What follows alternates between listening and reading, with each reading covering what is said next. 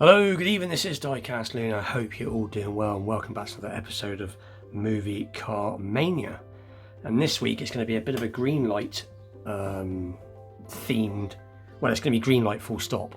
I've got one very cool piece to unbox and I thought whilst I was at it I'd show a couple more movie related cars along the way, also from greenlight.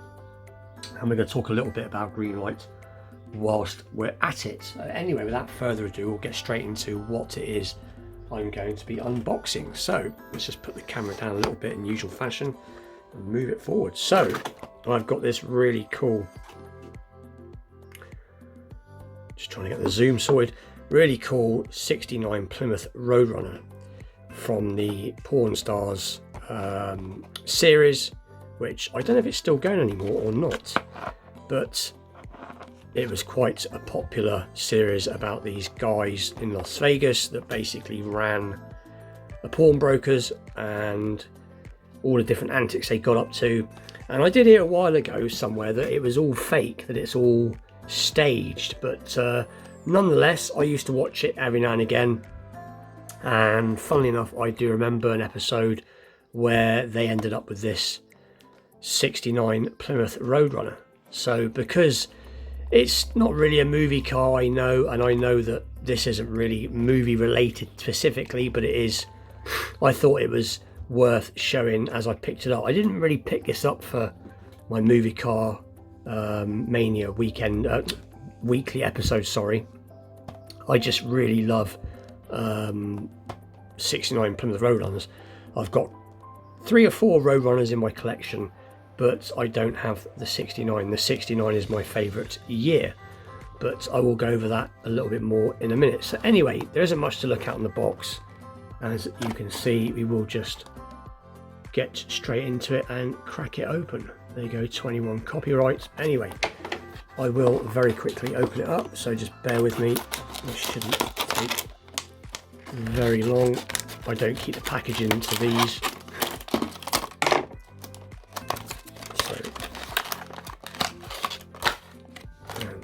That and slide the car out and take a close look.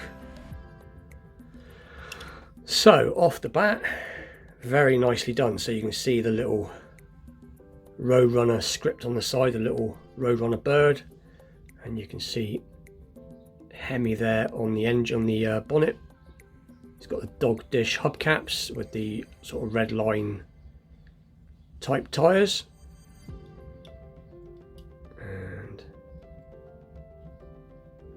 There's the bird in the middle again, and there is the other side. If I'm sounding a bit quiet, it's because obviously I'm taking it in myself. But anyway, this is a very cool piece. There's a little look under the bonnet, and there you go. So I presume that is a 426 Hemi, as it does have Hemi written on the side of the, I presume they're intakes, extra ventilation. Not the most detailed engine I've ever seen. It is rather crammed in there, but you can just make out some black rocker covers, and you've got that massive air cleaner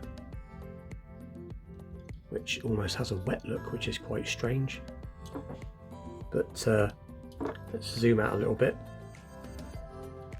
But like I said, I thought because the Porn Stars show is, or was, on TV, so to speak, I thought this would be alright to show on my Movie Car Mania episode. But like I said, it is very nicely done. I wouldn't mind getting the 69 Roadrunner A12, which I think is the one with the fiberglass bonnet. Quite a standard looking car. I believe they came with a 440 engine, and I think they had the 6-pack as well. I'm not quite remember if they come with a 446 pack on the A12, but I haven't come across one of those yet. But I am very happy to have this. So there's a little look underneath. So there you go, 1969 Plymouth Roadrunner, and it's got the more chunkier wheels, but that's okay. I do prefer it when they do slightly more narrow wheels, as these wheels would be absolutely huge if you were to scale them up. these would be massive. But it is a very nice piece. So that is the 69 Roadrunner. Like I said before, the Roadrunner is probably one of my favourite cars of all. I am a big Mopar guy, big Mopar fan. I do like all general American cars, like, you know, all American cars. I like Fords, I like Chevy. I like all the different brands, but I am a big Plymouth fan. I've got quite a few in my collection. But I thought whilst I was showing this, oh yeah, that's what I was going to say. Yeah, so I have got, this is a 69, I have got a 68 in my collection, and I have got a 70 as well. And what else have I got? I think I've got a 74 from Autoworld. So like I said, my collection is coming on, but the 69 is my favourite. Anyway, I thought whilst I was at it, I'd just show this. This is obviously from Greenlight, and this is from the Blues Brothers, but this isn't obviously the Bluesmobile. This is one of the many cars from the chase scene. Actual fact, I got a funny feeling this is the car that chased them in the beginning bit, but I can't remember now. But when I seen this a while back, I thought rather than get the Bluesmobile, which the Bluesmobile is very cool. Actual fact, the Bluesmobile is the same car. This is a 74 Dodge Monaco, and so is the Bluesmobile, but obviously the Bluesmobile is in a lot rougher shape in the show. But I just preferred the white liveried one, but they've done a really good job with this. As you can see, you've got the proper lens lights, you can see plate detail. If we get a bit more zoom on, you can see Dodge on the back, so very nicely done. Again, got them wider wheels, but again, it doesn't matter too much. And the same dog dish hubcap, Monaco, I believe, it on the side there. Well, over here in the UK we call these wings. I think it says "We Protect and Serve." I can't see.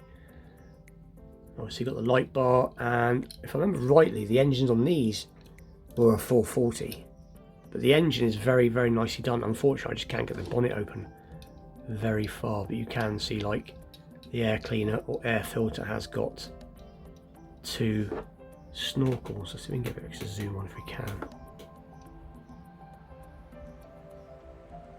But it is very nicely done. So that is from the Blues Brothers. So that's a particularly cool piece. And then staying with the Dodge Monaco themed things, and obviously from Mopar, being a Mopar kind of video. So this is another Dodge Monaco, and this is a 77, I believe, and this is from the first Terminator movie, which is where I think you see old Arnie as the Terminator chasing in this. And again, this has the plate. Got a bit of a quality issue there, but that's not too bad. It gives the car a bit of character. It looks like it's actually being used, so it's not too bad with these service vehicles if they've got a little bit of almost wear on them. But again, very nicely done. And I believe, like I said, I believe this is a 77. Let's have a little look. Yeah, 1977 Dodge Monaco, and yeah, it says the Terminator. And again, this one, the bonnet opens quite nicely on this. But I'm not sure what the engine in this is. I'm not sure if it's a 383 or if it's smaller or what, as I didn't really keep up with what the engines were in these cars particularly. But again, very nicely done and nice and weighty. So that is another Dodge Monaco. And then the last piece is a Jeep CJ7. I think it's a 1983 Jeep CJ7. And I pulled this one out. This again is from Greenlight. I've not had this one very long. In actual fact, this was a donation from a friend of mine. So I never did an unboxing on this because I never had the box, but he knows I collect movie cars, so he gave me this. And obviously this is again from the Terminator 1 film. This is where you see Sarah Connor, I believe, is at a filling station, and it's where the little kid takes a snapshot of her and then holds it and gives it to her. And I think it's the same snapshot that the man that goes back to save, I think he's called Kyle Reese, I think it's the same photograph he has from the future.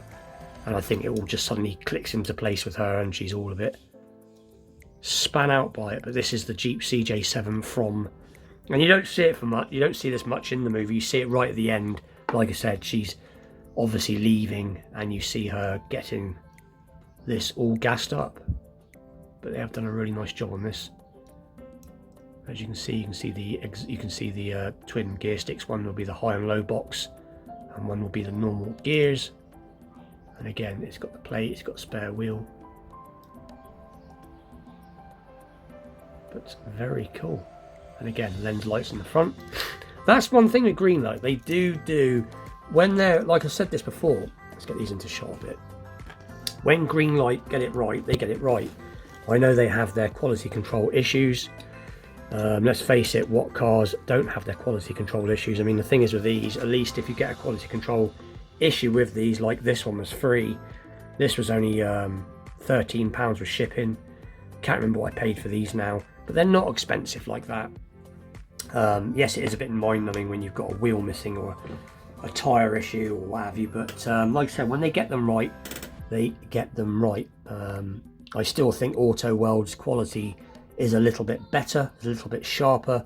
One thing I like about Auto World is their wheels are narrower, more to scale. These are more to scale by the looks of it. These are more of a scale accurate wheel. But I will be picking up some more premium cars soon for Wednesday night movie night Mania videos in the future. But anyway, bit of a random one this week.